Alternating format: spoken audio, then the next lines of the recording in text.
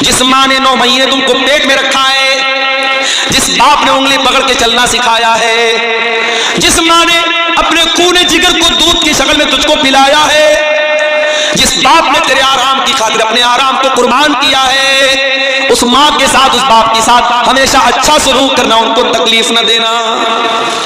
کبھی پیٹ میں گیس ہو جاتی ہے، انسان بے چین ہو جاتا ہے۔ کبھی ڈاکٹر کے جاؤ تو سب سے زیادہ آپ کو گیس کے پیشنٹ ملیں گے۔ بڑے بڑے ہاسپٹلوں میں چلے جاؤ تو سب سے زیادہ بھیڑ کہاں رہے گی؟ پیٹ کے ڈاکٹر کے پاس رہے گی، گیسٹرولوجسٹ کے پاس رہے گی۔ پیٹ کے اندر ذرا سی گیس ہو جائے انسان ڈاکٹروں کے پاس بھاگتا ہے۔ اگر 1 گھنٹہ آپ کے پیٹ میں کوئی چیز رہ جائے آپ بے چین ہو جائیں گے۔ میرے پیارے ساتھیوں، جس پیٹ میں 1 گھنٹہ تک آپ کچھ ہواؤں کو اپنے پیٹ میں رہنے نہیں دیتے، تھوڑی سی گیس پیٹ میں بن جائے تو جینا حرام ہو جاتا ہے۔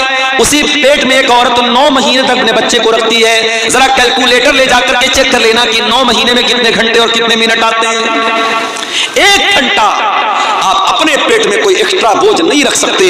ماں اپنے بچے کو 9 مہینے میں تقریباً 4000 سے بھی زیادہ گھنٹے تک اپنے پیٹ میں اپنے بچے کو رکھتی ہے، اور جب بچے کو جنم دیتی ہے تو سمجھو کہ وہ جیون کا کی بہت بڑی اگنی پریچھا دیتی ہے، اپنے زندگی کو داؤ پہ لگا دیتی ہے، اور تب جا کر کے بچہ پیدا ہوتا ہے۔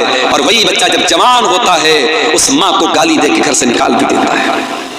وہی بچہ جب جوان ہوتا ہے اسی باپ کے ساتھ بدتمیزی کرتا ہے، باپ کو برا بھلا کہتا ہے، اور ایسے بھی بدنصیب بیٹوں کو میں نے دیکھا ہے جنہوں نے اپنے باپ کے اوپر ہاتھ تک اٹھایا ہے۔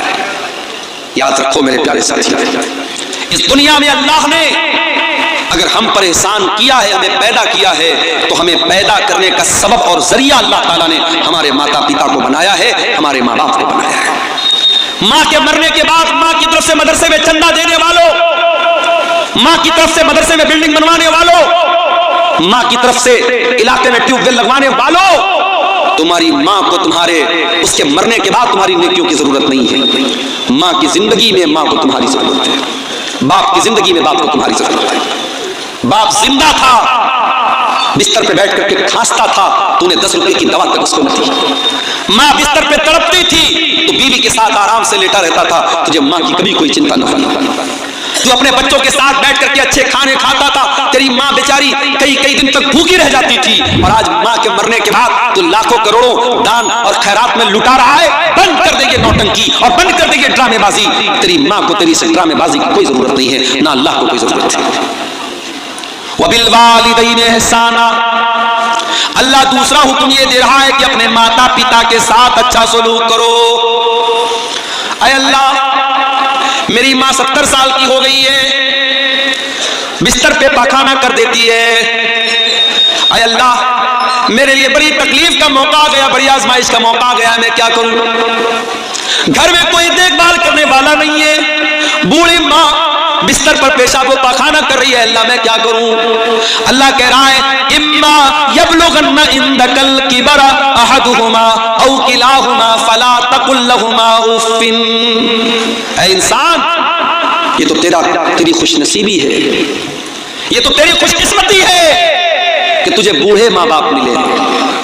جاؤ ذرا ان بچوں سے پوچھو جن کی ماں جلدی ان کو چھوڑ کے چلی گئی، ان کی شادی کے پہلے ماں چلی گئی، اب شادی ہوتی ہے تو وہ بیچارہ ترستا ہے کہ کاش میری ماں بھی ہوتی۔ اس کے بچے پیدا ہوتے تو وہ ترستا ہے کہ کاش میری ماں زندہ ہوتی تو کم سے کم میرے بچوں کو دادی کا پیار ملتا، میرا باپ زندہ رہتا تو میرے بچوں کو دادا کا پیار ملتا۔ زندگی کے بہت سارے ایسے موڑ آتے ہیں جب انسان اپنے ماں باپ کے مشورے کی ضرورت محسوس کرتا ہے۔ اگر بوڑھے ماں باپ ملے ہیں میرے پیارے ساتھیوں تو اس کو اپنے لیے بوجھ مت سمجھو۔ قرآن کہتا ہے اما یبلغن عندک الکبر احدہما او کلاہما، اگر تمہارے ماں باپ میں سے کوئی ایک تم کو بڑھاپے میں مل جائے یا دونوں بڑھاپے میں مل جائیں، پہلے ایک کا ذکر کیا بعد میں دونوں کا کیا، اگر ایک ملا ہے ماں ملی ہے باپ مر چکا ہے، یا باپ ملا ہے ماں مر چکی ہے، تو جو ایک بچا ہے اس کے ساتھ اور اسپیشل اس کی خدمت کرو اور زیادہ اس کی خدمت کرو، کیونکہ جب تک وہ دو تھے، جب تک بوڑھا بوڑھی دونوں زندہ تھے، ایک دوسرے کا سپورٹ کرتے تھے، ایک دوسرے کا سہارا تھے، ایک دوسرے کو حوصلہ دیتے تھے۔ اگر بڑھیا چلی گئی اور بوڑھا بچا یا بوڑھا چلا گیا اور بوڑھی بچی تو وہ اور زیادہ لاچار ہو گئے، وہ اور زیادہ بے بس ہو گئے، ان کا اور زیادہ خیال کرو۔ اللہ، ایک بچا ہے تو اس کا اور زیادہ خیال کرو۔ اللہ نے پہلے ایک کا ذکر کیا، کہا اگر تمہارے ماتا پتا میں سے کوئی ایک تم کو مل جائے یا دونوں مل جائیں تو تمہیں کیا کرنا ہے؟ فرمایا فلا تقل لہما اف، ان کو کبھی اف بھی مت کہنا۔ اف کا مطلب سمجھتے ہو؟ جیسے ہمارے یہاں اپنی عام زبان میں ہم جب کسی کو حقارت کی نظر سے ایسا بولتا اپنے ماں باپ کو ہٹ بھی نہیں کہنا ہے، ہو بھی نہیں کہنا ہے، اف بھی نہیں کہنا ہے۔ یعنی سب سے ہلکی تکلیف پہنچانے کا طریقہ کیا ہے؟ کسی کو ہٹ کہہ دیا جائے، کسی کو ہوں کہہ دیا جائے، ماں باپ کو ہوں بھی نہ کہا جائے۔ اچھا ایک بات بتاؤ، تجربے کی بات بتا رہا ہوں، کبھی کبھی جب ماں باپ بوڑھے ہو جاتے ہیں نا تو ان کی کچھ باتیں بڑی بچوں والی ہو جاتی ہیں۔ جیسے بچے ہر بات کے لیے ضد کرتے ہیں، بوڑھے ماں باپ بھی ضد کرنے لگتے ہیں۔ اب مان لیجئے کہ آپ کی بیوی نے روٹی بنائی ہے اور اس کی بوڑھی ساس نے کہا کہ میں روٹی نہیں کھاؤں گی، چاول کیوں نہیں بنایا، مجھے چاول چاہیے، مجھے چاول چاہیے، تو آپ کو لگتا ہے یار میری بوڑھی ماں کیوں ضد کر رہی ہے، روٹی کیوں نہیں کھا رہی؟ اگر بوڑھی ماں نے کہہ دیا کہ چاول چاہیے تو یہ سمجھ کر کے چاول بنا دو کہ میری بوڑھی ماں کی ضد ہے۔ کیونکہ ایک وقت تھا جب تو 3 سال کا تھا اور جب تو ضد کرتا تھا اپنی ماں سے، اپنے باپ سے، تو تیرے ماں باپ ہر حال میں تیری ضد پوری کرتے تھے۔ میرے پیارے ساتھیوں، اپنے بچوں سے بھی اس قدر محبت کرتے ہیں کہ بچوں کی ذرا سی تکلیف ہم برداشت نہیں کر سکتے۔ تو جب وہی ہمارے ماں باپ جب بوڑھے ہو گئے تو ہم اپنا بچپن یاد کریں کہ جب ہم چھوٹے تھے ہمارے ماں باپ نے ہم پر محبت لٹائی تھی، آج وہ بوڑھے ہو گئے ہیں اور اللہ تعالیٰ قرآن میں کہتا ہے جس کو ہم عمر دراز بنا دیتے ہیں، بوڑھا بنا دیتے ہیں، ومن نعمرہ ننکسہ فی الخلق، اسے الٹا کر دیتے ہیں۔ بچپن کی ضد اور بچپن کی شرارت اور بچپن کا لڑکپن بڑھاپے میں لوٹ جاتا ہے، تو بوڑھے ماں باپ کی بہت ساری ضد کو نظر انداز کر دیا کرو۔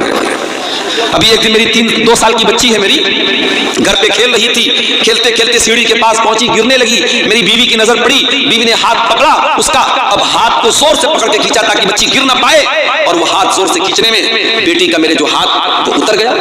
بچوں کا ہاتھ کمزور ہوتا ہے، ہاتھ اس کا اکھڑ گیا۔ اب بچی بہت تیز چلانے لگی، اس کو کسی پل قرار نہیں، میں مدرسہ گیا ہوا تھا، اب بیوی بیچاری رو رہی ہے، بچے الگ پریشان، میں مدرسے سے گھر آیا، میں نے کیا بات ہے تو معلوم ہوا کہ بچی کا ہاتھ اکھڑ گیا ہے۔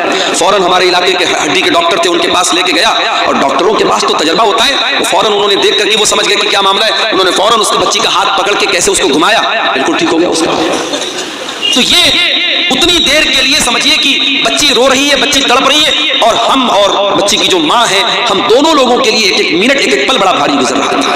اور جیسے ہی بچی کھیلنے لگی، مسکرانے لگی، ایسا لگا کہ ہمارا دل باغ باغ ہو گیا۔ میرے پیارے ساتھیوں، یہ بچپن کا دور ہوتا ہے۔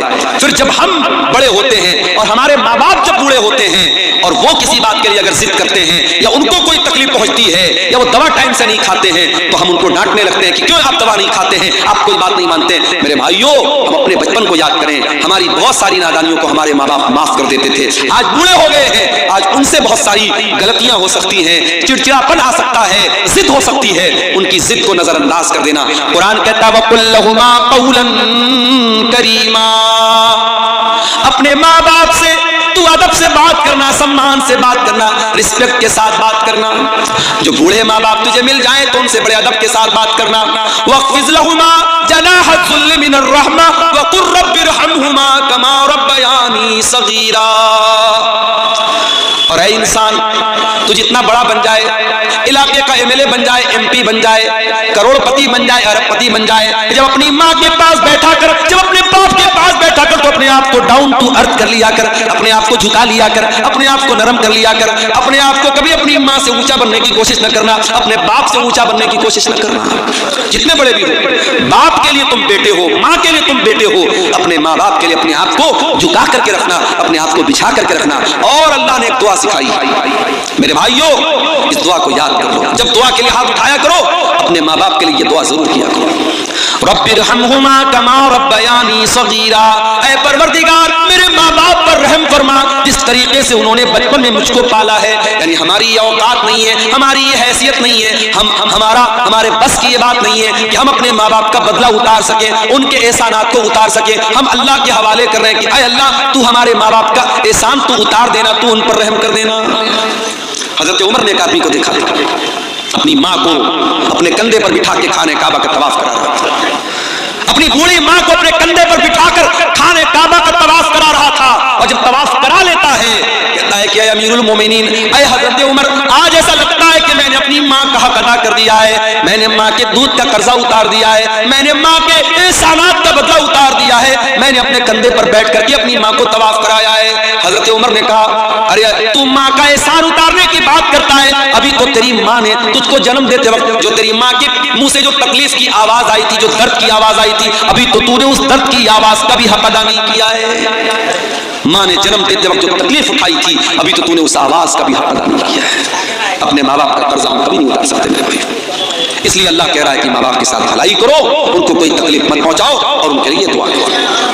अच्छा, अब यहाँ पर एक सवाल, मैं अपनी माँ की बड़ी खिदमत करता हूँ, मैं अपने बाप की बड़ी सेवा करता हूँ, फिर भी मेरी माँ मुझसे खुश नहीं है, फिर भी मेरा बाप मुझसे खुश नहीं है, मेरे दिल में माँ बाप के लिए कोई बुराई नहीं है, मैं अपनी तरफ से बेहतर करता हूँ, मगर मेरे माँ बाप मुझसे नाराज रहते हैं। अल्लाह कहता है, रब्बुकुम आलमु बिमा फी नुफूसिकुम इन तकूनु सालिहीन फइन्नहु कान लिल अव्वाबीन गफूरा।